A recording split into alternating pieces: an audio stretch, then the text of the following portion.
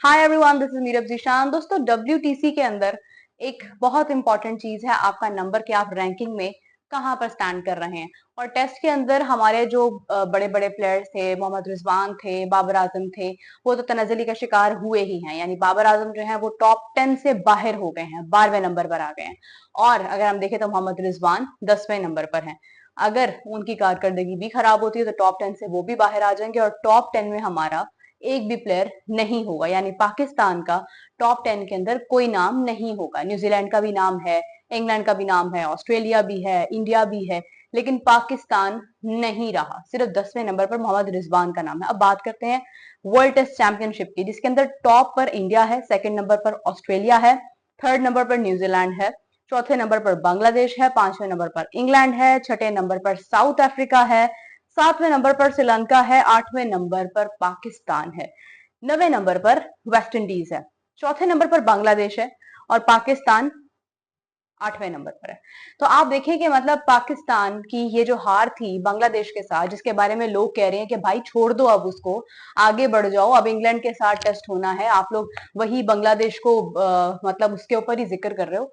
तो उनके लिए मैं आज ये वीडियो बना रही हूँ कि आप ये देखो कि बांग्लादेश आपके साथ खेला। बांग्लादेश का इस वक्त वर्ल्ड टेस्ट चैंपियनशिप में नंबर 4 है, और पाकिस्तान नंबर 8 पर है। आप खुद देख लें कि आपकी जो मिस्टेक्स थी, जो कारकर्दगी थी, जो आपने परफॉर्मेंस दी है, जो आपके डिसीजंस थे, उससे कितना ज्यादा इफेक्ट पड़ा है आपको वर्ल्ड वाइड, अगर हम देखते हैं तो ग्लोबली। अब एक और चीज मैं देख रही थी कि मोइन अली ने अपनी रिटायरमेंट अनाउंस की है। मोइन अली की रिटायरमेंट, क्योंकि वो 37 ईयर्स ओल्ड हो गए, और उन्होंने जितनी अच्छी क्रिकेट खेली है, जितनी एक जबरदस्त उनकी जो एक फॉर्म थी, अभी रिसेंटली भी आप देखें कि T20 के अंदर किस तरह से उन्होंने परफॉर्मेंस दी है। उनका एक टेरर था, वो आते थे, वो विकेट्स लेकर जाते थे। इवन के अच्छा, इसके अंदर कप्तान की भी डेफिनेटली बहुत ऑब्वियसली से कप्तान जो है वो बहुत इंपॉर्टेंस रखता है तमाम डिसीजंस में। और इंग्लैंड और पाकिस्तान की जो लास्ट सीरीज हुई है, उसके अंदर जो डिसीजंस थे जो जॉस बटलर ने लिए थे, जहां पर जरूरत थी जिस प्लेयर की, वहां पर उस प्लेयर को लेकर जाना और उससे फायदा निकलवाना, उससे विकेट्स निकलवाना, और फिर प्लेयर का खुद को उस जगह पर मनवाना बहुत बड़ी बात है। तो मोइन अली ने पाकिस्तान के खिलाफ बहुत विकेट्स ली इससे पहले भी, लेकिन अभी उन्होंने इंटरनेशनल जो है वो सीरीज से रिटायरमेंट अनाउंस किया। वर्ल्ड कप 2024 के T20 फॉर्मेट में बहुत अच्छी उनकी परफॉर्मेंस रही है, लेकिन उन्होंने रिटायरमेंट अनाउंस किया 37 ईयर्स की एज में। अब आप देखें कि मोहम्मद आमिर रिटायर्ड थे, फिर आ गए इमाद वसीम, आ गए इफ्तिखार अहमद।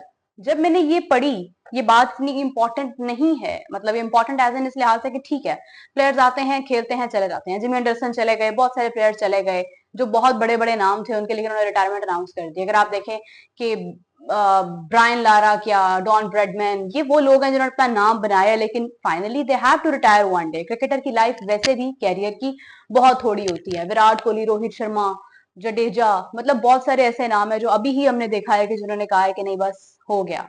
लेकिन पाकिस्तान से कोई रिटायरमेंट लेने के ख्यालात से भी बहुत दूर है, कोई चाहता ही नहीं है रिटायरमेंट लेना। इफ्तिखार अहमद, जिनको बहुत वक्त हो गया है क्रिकेट के अंदर, पावर हिटर के नाम से जाने जाते हैं, पावर हिटिंग, ना पावर नजर आ रही है ना हिट नजर आ रही है, मतलब कुछ भी नजर नहीं आ रहा है। उसके बावजूद वो खड़े हैं वहां पर, अभी भी वहीं पर है, और आपको नजर भी आएंगे आगे, चैंपियंस ट्रॉफी में भी नजर आएंगे।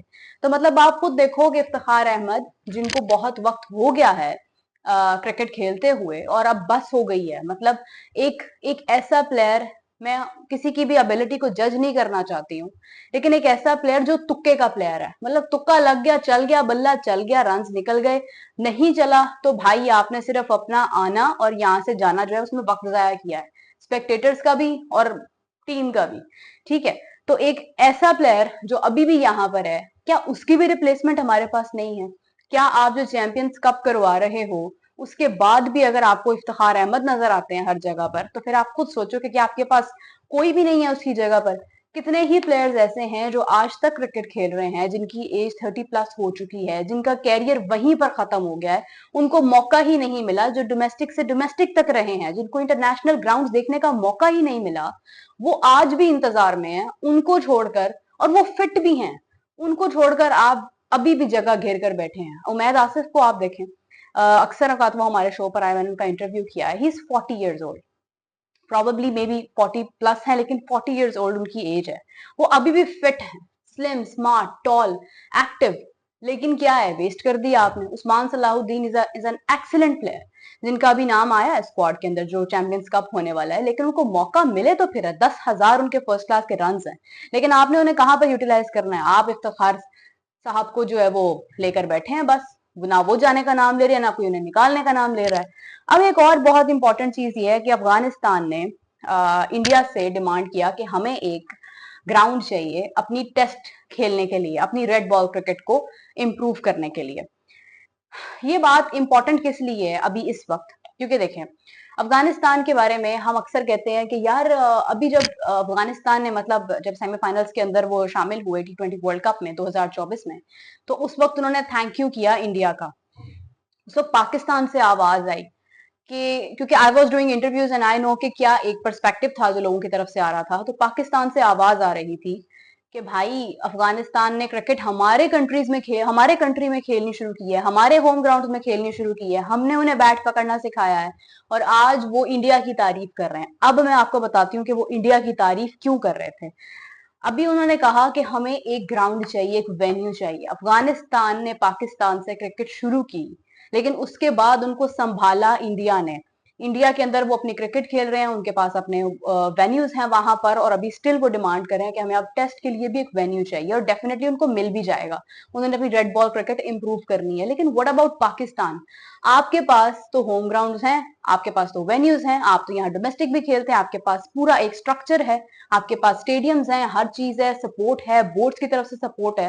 लेकिन आप क्या कर रहे हो? मतलब आपने कभी सोचा कि यार अफगानिस्तान को देखो, जिनके पास कोई सहूलत नहीं थी, वो दूसरे मुल्कों की हेल्प लेकर अपने आप को बनवा रहे हैं, और हम उनसे हारते आए हैं, हम उनसे हार रहे हैं। मतलब पाकिस्तान कभी भी अफगानिस्तान से हारा नहीं था, लेकिन पाकिस्तान अफगानिस्तान से भी हारा है। ओडीआई फॉर्मेट में पाकिस्तान हारा अफगानिस्तान से। तो आप सोचें कि मतलब जहां पर अफगानिस्तान, जब 2023 का वर्ल्ड कप था, आप जब अफगानिस्तान से हारे हो, आपने एक हिस्ट्री तोड़ दी है। मतलब ऐसा एक कंट्री जिसका अपना कोई स्ट्रक्चर मौजूद नहीं था, जिसने आपसे खेलना सीखा बकौल आपके, जैसा आप कहते हैं कि हमने उन्हें सिखाया है। उमर गुल ने बहुत सारी इसके ऊपर अपनी जिम्मेदारियां अदा की हैं अफगानिस्तान को क्रिकेट सिखाने में, उनकी कोचिंग करने में, और उनके तमाम संभालने में, खेलने में।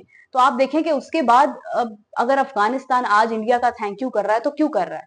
क्योंकि आपने तो सिखा दिया भाई, संभाला उन्होंने, और आज वो उनसे ग्राउंड डिमांड कर रहे हैं, वो उनसे वेन्यू डिमांड कर रहे हैं कि जहां पर वो अपनी टेस्ट को इंप्रूव कर सकते हैं। और आपके पास है हर चीज, आप उसको ठीक कर रहे हो दोबारा से। आपको इतना दिया है अल्लाह ने, आपको इतना मुल्क दिया है, अपनी होम ग्राउंड्स दी हैं, आप उसको ठीक से यूटिलाइज नहीं कर पा रहे हो कि आप वहां पर रहकर आप अपनी क्रिकेट को इंप्रूव करो। आप अपने होम ग्राउंड्स में क्रिकेट हार रहे हो, और वो कह रहे हैं कि हमें ग्राउंड चाहिए ताकि हम क्रिकेट को इंप्रूव कर सकें।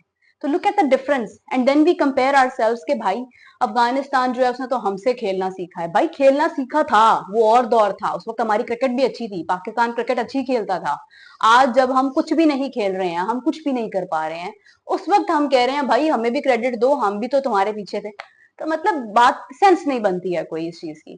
अच्छा, एक और चीज मुझसे बहुत सारे लोग कमेंट्स में पूछ रहे थे कि ओडीआई टेस्ट, उसके बाद जनाब चैंपियंस कप, और फिर उसके बाद चैंपियंस ट्रॉफी आपकी आ जाती है, इसका क्या कंपैरिजन है, क्या इनका स्केड्यूल है? इसके ऊपर मैं रात को दोबारा से वीडियो डालूंगी, डिटेल में इस पर बात करेंगे, और मैं कोशिश करूंगी कि मैं बहुत जल्दी लाइव भी आऊं ताकि आप लोगों के साथ कमेंट्स का सिलसिला जारी हो, टू वे कम्युनिकेशन हमारा शुरू हो।